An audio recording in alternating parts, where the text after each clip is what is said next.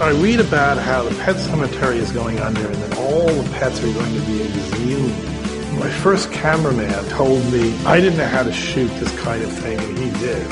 At one point, I pushed him into a partially exhumed dog grave. Hello and welcome back to Let's Take 5, the podcast where we take a cinema legend and pick 5 of their films to highlight their excellence and range. My name is Austin Luger. My name's Eric Martindale. And welcome back after an unplanned hiatus. We're very sorry about that. Exhaustion hits, but we are back now to finish up our Errol Morris 5. The previous films in the 5 included Gates of Heaven, The Thin Blue Line, The Fog of War, and I'm forgetting one. What else do we do? Wow, because it's been so long. So it's Thin Blue Line. Oh, Gates of Heaven. I said Gates of Heaven. Oh, wow. Oh, Brief History of Time. Brief History of Time, absolutely. This is radio, not television. Absolutely. It's been so long, so that's why. Yeah. All good films, and now we're going to end with one of his more recent films, 2010 film called Tabloid. This is the bizarre true story of Joyce McKenny, who is a former beauty queen turned salacious tabloid person, where it all began with her dating a Morman guy. The Mormon guy then vanishes. Supposedly the church took him to England to hide out because of this affair. She then hires a private detective and then makes many costumes for herself, goes to London, most likely kidnaps him, has a weekend sex affair. Still unclear what actually happened in the house. But even if she doesn't kidnap him, the plan was to kidnap him. Yes, absolutely. It gets weirder. Yeah. She says they had a very consensual affair. He and the church say otherwise, and her popularity and fame has become crazier as she's now attending like Hollywood parties and like fighting back against the church. And really just a series of really odd things keep happening. And then she clones her dead dog. Culminates with one of the leading people who clones her favorite dog. Mm-hmm. Successfully. Yeah. Actually made 8 of them or something like that. So, Eric, yeah. One of my favorite subgenres of film is just the bonkers documentary, where you just watch a true story and it has more twists than a thriller. What did you think as the story of Joyce McKenny unveiled itself? So what you're asking me is really 2 different questions. What did I think of the story and what did I think of the movie, I guess. Okay. Because like when you talk about a documentary, it's almost, they can be exclusive things, you know. I hate the term mutually exclusive because I'm not even sure what that means, but they can be different things. Absolutely. And so with The Thin Blue Line, that is an incredible story, and that's an incredible movie. Brief History of Time's incredible story, incredible movie. Fog of War, pretty much the story is the movie for the most part. And Gates of Heaven is more, I think, of a better movie than it is probably a better story. And in this one, it's almost the opposite to me. So this is a podcast where we judge the actual film, and by that, and based on that standard, this is, I think this film is significantly worse than the previous films, because I actually found the subject of this film, while all the stories were unbelievably crazy, and in each new page turn, it's like, wow, this just got weirder. It didn't draw me like the Jinx did or something like that, which is another story. I know it's HBO, but it's another story documentary where each page, the page gets turned, and I'm more drawn into it. The more time I spent with this woman, the less I wanted to know about her. Okay. So it almost had the opposite effect, but not unlike the effect that tabloid journalism has on me. So it kind of mirrored that. The story, I feel like towards the end of it, with like the dogs, the cloning of the dogs and everything, almost by the end of it felt like, are we just padding the length here? Because I don't care about this. I mean, I really don't. Yes, it is. It's goofy and weird, and she's goofy and weird.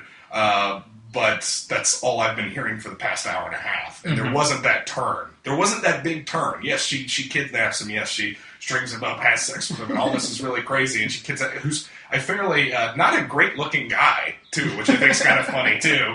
This beauty queen gets obsessed with him, and all that's really nuts, but, like, there's still no big thing. I know it's all just there. You know, there's like peaks and valleys and things. This is all just a peak without an Everest, if that makes sense. But she doesn't blow his head off on page 48. You know, that doesn't happen. And not that I would want that, but I was I don't know. There was never that big thing. Yeah. Well, it's interesting to me because I really like this film, partly because for me it does have that feeling that every 10-15 minutes you go, wait, what is happening here? I mean, we haven't got to like her career as a nude modelist, but she also would then deny that was her. So I think that is definitely her. Yeah, it's 100% her. That's how the photographs work. Mm-hmm.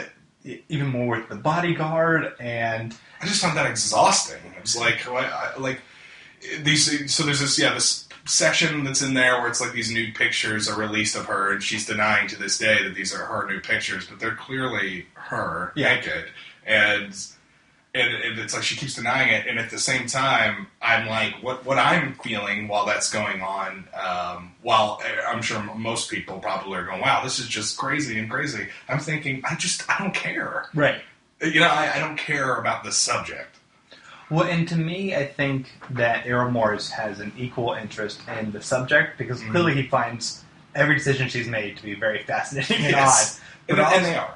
And also, I think he just really is interested in the nature of what a tabloid is. Mm-hmm. Because there's only a few talking heads, and in fact, they're talking directly to the camera in the Errol Morris style. But he's not going for the truth. He's not going for the thin blue line style of, we are going to break down kind of what happened and kind of have a better understanding for it. This is him enjoying the fact that you don't look at like the National Enquirer and these kind of things for journalism or truth. You're going for almost a fantasy of journalism. And so even though we have a couple people who, we have a guy who's an ex-member of the Mormon Church, and we have a guy who actually was a tabloid journalist covering her and such, and we have her, who's the most unreliable of all of them. Oh, and we have an old friend of hers who clearly was in love with her. Oh, yeah. You know, it's never going to happen. Yeah, that was... every chance he gets, he talks about how beautiful she was. Yeah.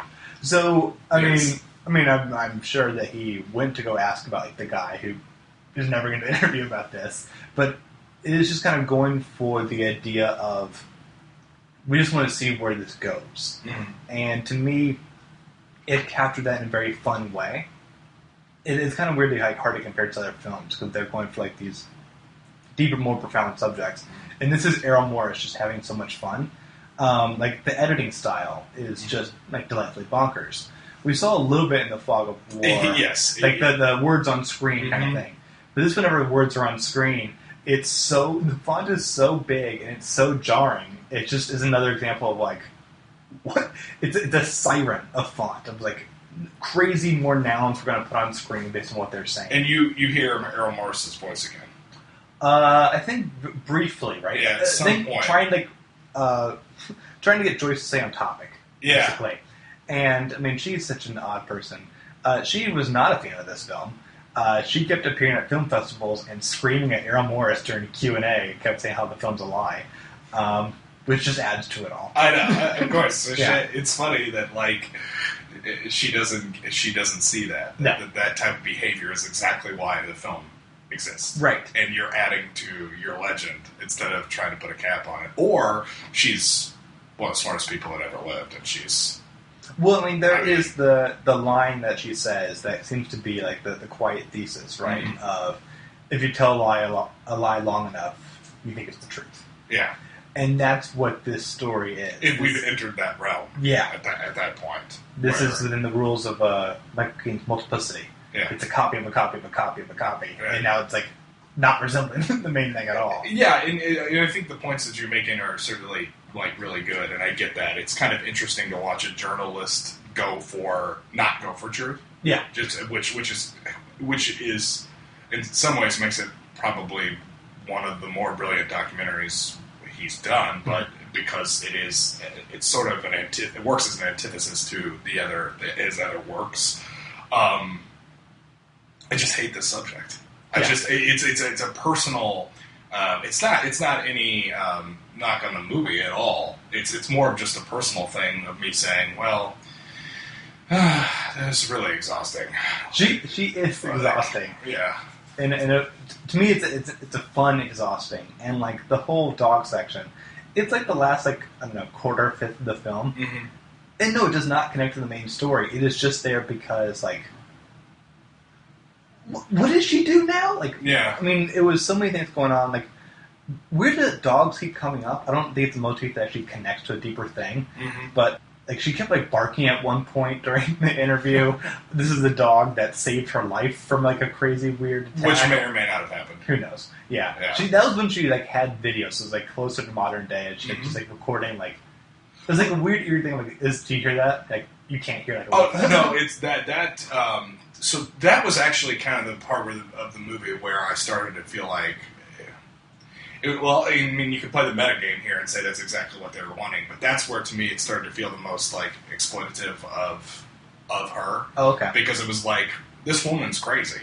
Mm-hmm. I mean, she's actually crazy. Or at least at some point along the way, you do get in her head during a mental break. I mean, like an actual mental break where she's hearing things that aren't there. Right. You know, she gets incredibly paranoid about things, and she starts spouting stories that you're like, you don't. Is this true? I mean, I don't want to completely deny that it's not, but she thought, yeah, she was clearly suffering from some psychological breakdown or disorder, and that was where it kind of got into that territory where I'm definitely not necessarily opposed to going there. Mm-hmm. It's just I don't care about this person, so it keeps getting more and more like I'm just we're dragging. We're throwing mud on top of mud here, like, and I get that. I get the meta idea of that, how that's what tabloids do. But now you're on muddy. But now I'm on muddy. Yeah, right, exactly. Well, and it's so curious to me because, like, when I've seen it before, I always like wonder, like, is it being mean or not being like fair to her, or especially with like. It's a thin blue line. It's a thin blue line. I mean, to me, she is like definitely delusional. I don't think like super like delusional, but she has made a delusion for herself. Yeah. And I think why this film, to my mind, plays fair is because there is no one actually on screen there to contradict her. Sure. It's just you. It's just you. We're letting you talk. Yeah. In fact, sometimes we're going to rarely edit you. Sometimes they're like long takes, which like you just got to keep talking. And like that footage where like you really can't hear anything, it's her video. Yeah. Like she's the one recording this, and she's the one who would give this to Errol Morris. He didn't like subpoena this record. No, but it ends up having. Well, that's true. But it ends up having that. But a crazy person gave it to him. You see what I'm saying? Yeah. So it ends up having a sort of Dr. Phil feeling to it. Sure. At the very least, moderately voyeuristic, which, I mean, documentaries are like that anyway. Yeah. And I'm certainly not disparaging the film for that. I think another thing was, I wish, honestly, I hadn't seen the trailer for the film. Okay. Yeah, because the trailer does actually, I mean, it does a great job of saying, wow, that's crazy, I need to see that, but it also gives away a ton of the plot. It gives away, like, you know what I mean? It's a documentary. It gives away, like, a lot of, like, the first half. Yeah. There's just so many more, like, just, like, it's just these, every decision she makes when she's, like, at her prime, I guess, is just so odd. She buys the chloroform or whatever. She has a muscle man hold a gun to the guy, make him get in the car. Yeah, so what happens? She's with John Travolta at parties. She's and then she takes him home, and that was the whole thing. Is whatever happened in the 3 days in that English cottage where she was either raping him, A, or B, he wasn't being raped, and then he goes back to the Mormon church. She thinks to renounce it, and then he's like, a crazy woman just kidnapped me. Yeah. You guys need to arrest her. And then that's cool to me. Like I am trying to judge like what is the actual truth here. I mean, what do you think happened? Well, I have no idea. I have no idea, and also like I just can't even like begin to guess how to know because this isn't like evidence. Yeah. And I mean, obviously we can't speak for the guy because he doesn't speak for himself in this movie, but it is just so curious that to me the film is at least implying, based on the editing, that it was consensual in the cabin, and then he denied it so adamantly. Yeah. Which is not as dissimilar to what she's doing. It's the same. Yeah. It's the same. So he's going for a greater religious like reason, and she's going for a confusing definition of love and fame. Yeah. Because like decades later, she goes, "Yeah, I would still marry this guy." I'm like, "Why?" You haven't even seen him for decades. I think she just kind of believed in that. When she saw a picture of him with his wife, and immediately started attacking the woman's looks. Oh my god, it just really kept saying like how fat she was. Yes, such. exactly. We don't see the photo. Yeah. I'm going to doubt she's fat. right now. Probably not. Well, and then the whole thing is you have I don't know how old the Mormon guy was at the time. So you have guys, he was in his 20s, I guess, in early 20s, and you have like all the dudes watching this going or reading the tabloid going, you're telling me a beauty queen kidnapped you, put you in a house, had sex with you, and cooked for you for 3 days, and it wasn't consensual. Right. Like that's the whole other element of it. Like it ends up being like divided along like a sexist line too. Like where it's like he's a Mormon guy. He's not supposed to do this. Not unlike he has a feeble mind. That's the way she's trying to make it out to be. Not that he would actually believe in this stuff, and that the fact that his lack of or his impotence to have sex or his ability to do it makes her not guilty. Right. I mean, that's basically the foundation of it. And then it kind of gets into this weird thing is like, well, can you rape a man? Like, that's a thing an argument she starts to make, right? She does, in a really cute and crass way at the same time. Well, the answer is obviously, yes, you can, but it's still, it's basically what I've just spent the next five minutes, like, building is this armor that she's built of, like, half-truths and manipulation. Right. And she's also now told this story to 1,000 people 1,000 times. Right. To the point where, like, you're building probably a false memory as well. Exactly. Like it's the story you're kind of creating. But there is something just, like, also thematically, like, relevant of, like, an isolated cabin. 2 people are there, no photographs. It's literally a he said, she said. And they're both saying wildly different things. Now, he was definitely kidnapped and taken there. Yes. that can't be denied because he was held at gunpoint. Yes. He definitely was. That guy, that guy was dead. I was going to say they needed to get that guy. The bodyguard guy? The bodyguard. Because that guy would know a lot. But he would just defend her, though. Maybe. Well, he was obsessed with her, too. That's true. That's what's crazy about it. Everyone around her is obsessed with her, except for the Mormon guy. Which is probably part of her attraction, right? Yes. Yeah. That's got to be, right? But she's still, like, seeking that fame. Like, there are so many ways to avoid the spotlight. And even when she did later in life, she's back into the spotlight where she's in Korea taking photographs of the guy who cloned her dog. Yeah. Yeah, so for people that may have not seen the film, because this is the hardest film, I think, to probably get to see of his. It's on Netflix. It is on Netflix? Oh, yeah. That's right. It's on Netflix. Actually, oddly, Fog of War is the Academy Award winner. That's weirdly hard. Yeah. At the moment. It's not even, like, on video.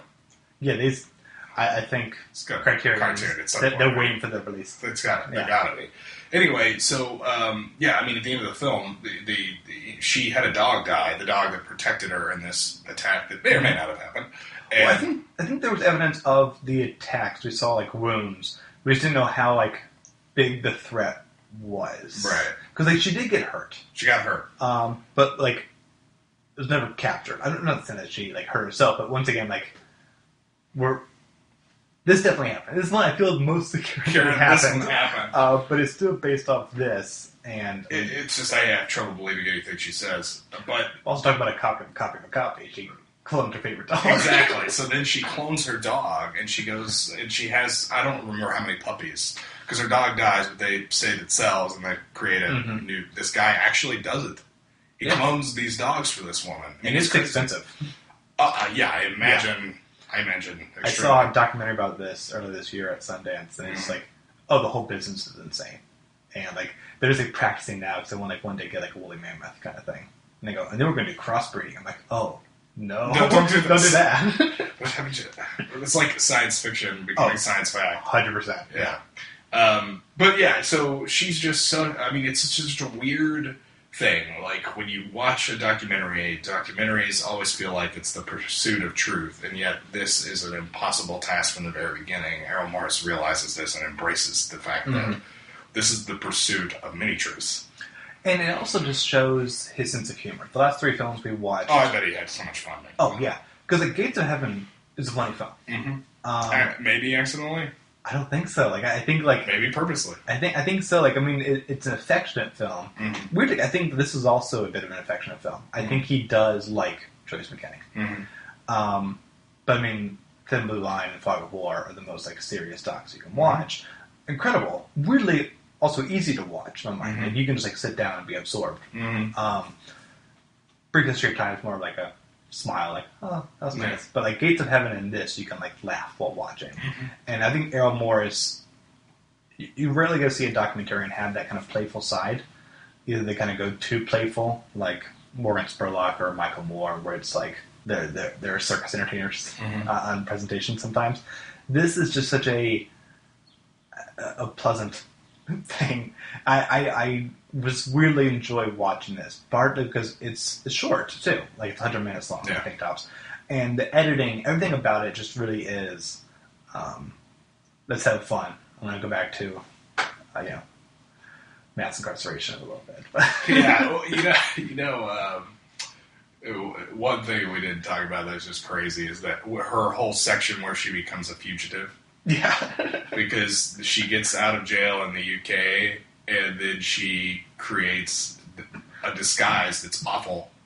She has a lot of disguises. And somehow thanks to her ID, is somehow able to get on a plane and get back into the U.S.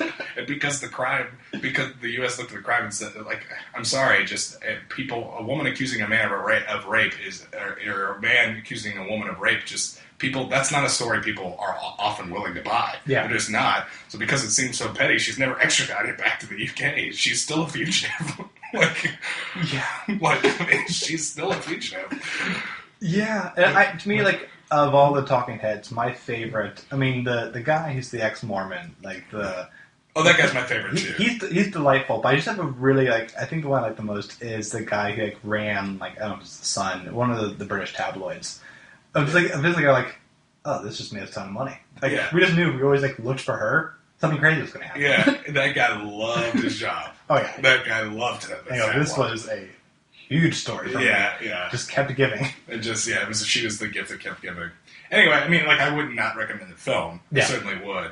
I just think that it's not as good as the other ones. It is. I think almost weirdly you would like it more if you didn't know Errol Morris made it. Like, I think if it ended, you went, wait, what? Yeah. I mean, it's like, it's Errol Morris still had the Philip Glass music. I'm expecting to, like, I don't know.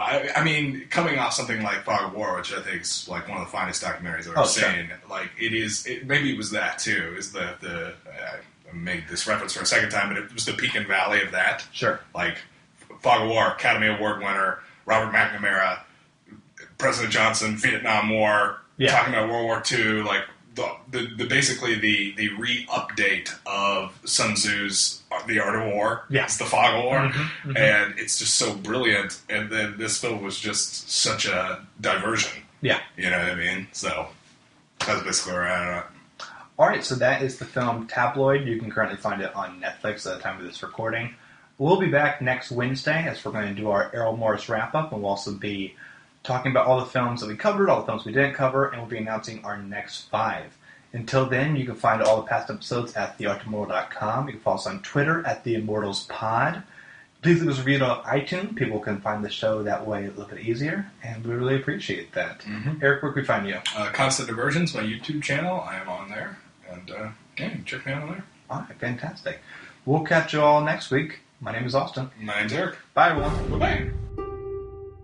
Once upon a time, there was a little princess, the most beautiful little princess in all the land. Kinky sex, religion, a beauty queen, Mormon missionaries, kidnapped at gunpoint. There was something in that story for everyone. It was a perfect tabloid story.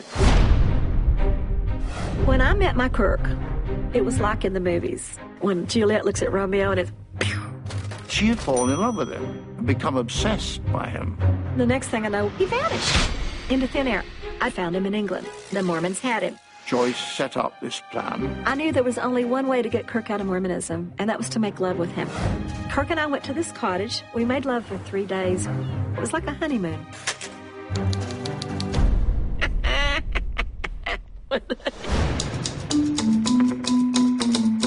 This bizarre story began here last Wednesday. A young Mormon missionary was kidnapped, driven to a house, blindfolded, and his legs shackled. I couldn't believe it. It was just like shock. It was in all the papers. Were you surprised to be put in prison? I really didn't feel I'd done anything wrong. Scenario number 1, fake gun, chloroform, tied up, sexual impropriety.